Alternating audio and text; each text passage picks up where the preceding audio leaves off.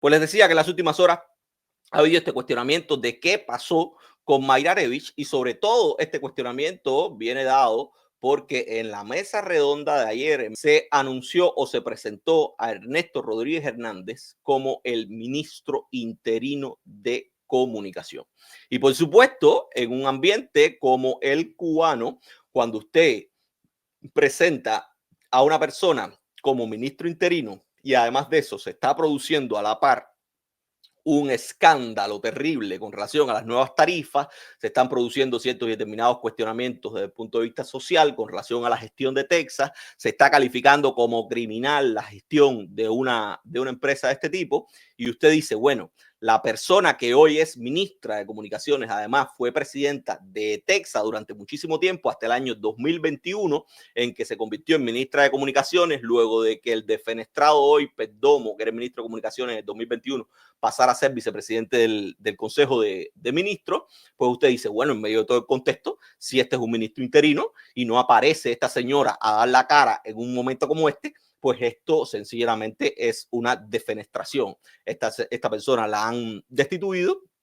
y hoy no se sabe absolutamente nada de ella. A esa incertidumbre hay que sumarle el hecho de que ni tan siquiera se han producido notas o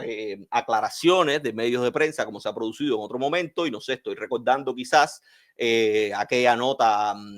de prensa en la que decía que el hoy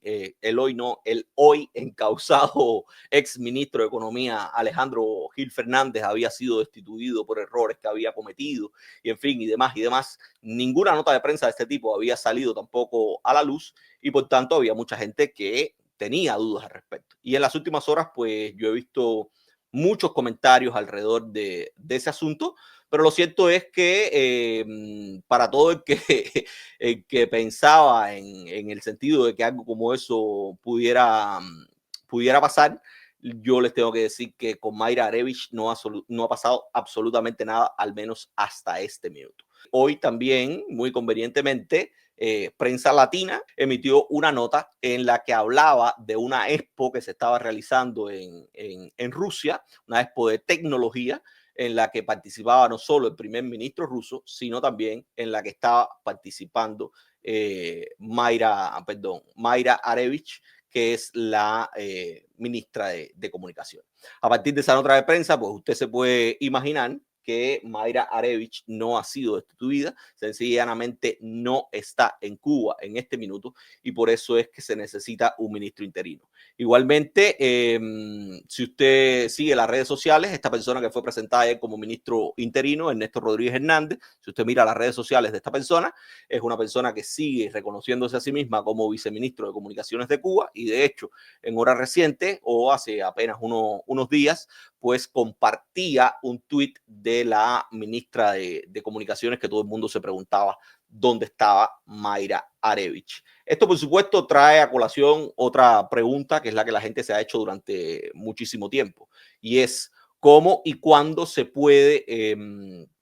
nombrar a alguien como ministro interino. Y estas son de las cosas que suceden en Cuba y que son absolutamente aleatorias, discrecionales y además opaces. Hay una ley que se emitió en el año 2021, si no recuerdo mal hoy, entre el 2021 y el 2020, que es una ley que modifica la forma en la que funciona el Consejo de Ministros, que es la ley de organización y funcionamiento del Consejo de Ministros, y que establece cómo debe funcionar el Consejo de Ministros. Pero esa es una ley que además debería tener un reglamento adicional, un reglamento que jamás ha sido emitido, y que por tanto hoy no sabemos cuáles son las condiciones en las que hay que nombrar un ministro interino en el caso cubano, o en qué casos es lo que se permite el nombramiento de un ministro interino, porque también hemos visto en otras oportunidades que los ministros salen de Cuba y nunca nos enteramos si se ha nombrado un ministro interino mientras él está fuera de Cuba o no, porque no ha acontecido esto. Pero lo cierto es que no es nueva una cosa como esta. Yo recuerdo yo estaba buscando cuando preparaba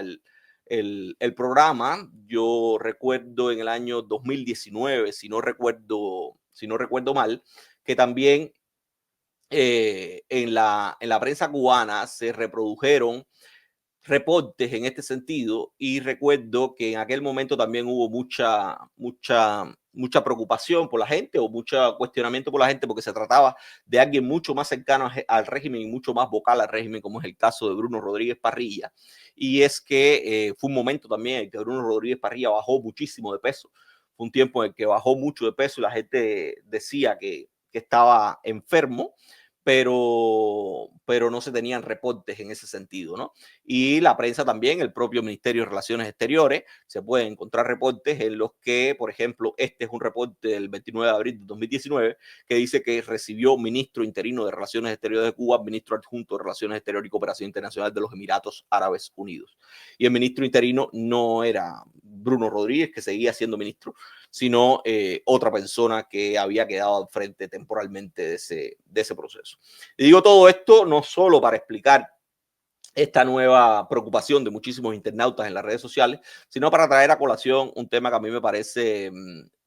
relevante. Uno, que da igual quién asuma un ministerio u otro.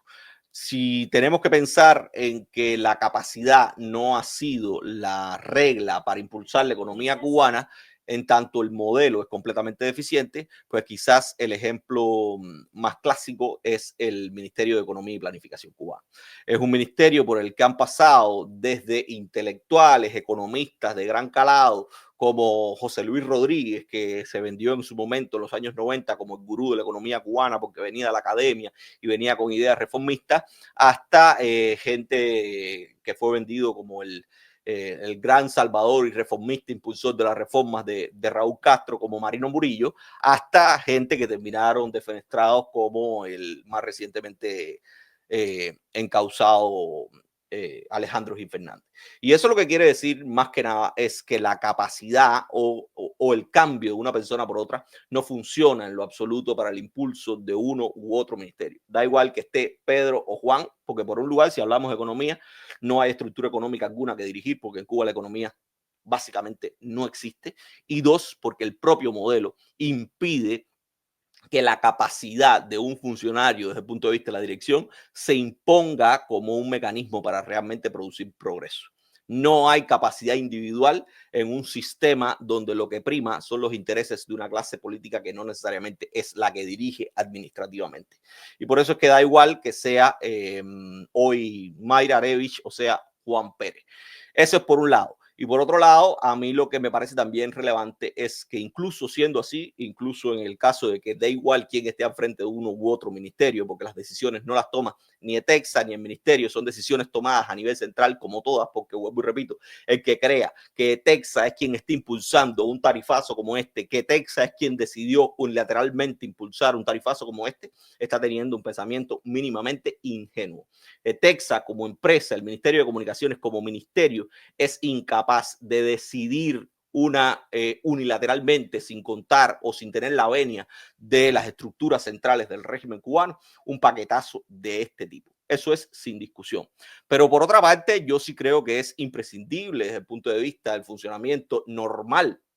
de un país o de un gobierno, la necesidad de ofrecer información pública sobre el trabajo y la vida de los funcionarios públicos. ¿Qué ha sido de una persona? ¿Qué ha sido de otra? ¿Cuál es su condición actual? ¿Por qué es necesario un interinato en un ministerio sobre el cual está pesando ahora mismo la crítica popular? Todo eso es indispensable. Y es tan indispensable que todavía hoy, después de, por ejemplo, y pongo un ejemplo que muchísimos de los que me están escuchando podrán conocer porque viven en los Estados Unidos, y pongo el ejemplo clásico de los Estados Unidos sin ánimo de comparar a Cuba con los Estados Unidos. Hoy todavía, después que Biden salió de la presidencia, la gente se cuestiona con relación a su estado de salud, a su capacidad mental al frente de la oficina oval, no solo porque fuera el presidente de los Estados Unidos, sino porque además era un funcionario público que ameritaba que su condición física, su condición de salud, que puede ser entendida como una condición personal, como una información privada del presidente,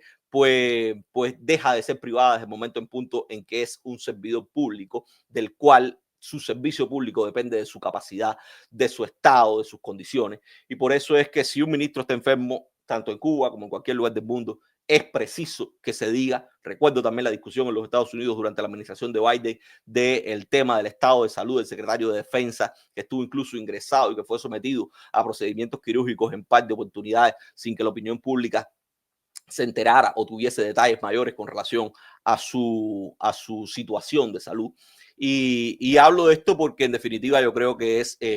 importante para que no se reproduzcan cosas como esta. Hoy vemos a los cubanos ver ministro interino de comunicaciones en la mesa redonda y lo primero que pensamos es un proceso de defenestración, de purga, de señalamiento, porque claro está, también lo sabemos, ha sido una práctica constante del régimen cubano el hecho de señalar a otros de sus responsabilidades. Y casi siempre son funcionarios de rango medio y alto que no pertenecen, que no tienen sangre azul, para decirlo de alguna forma, ¿no? Que no pertenecen a la cúpula real.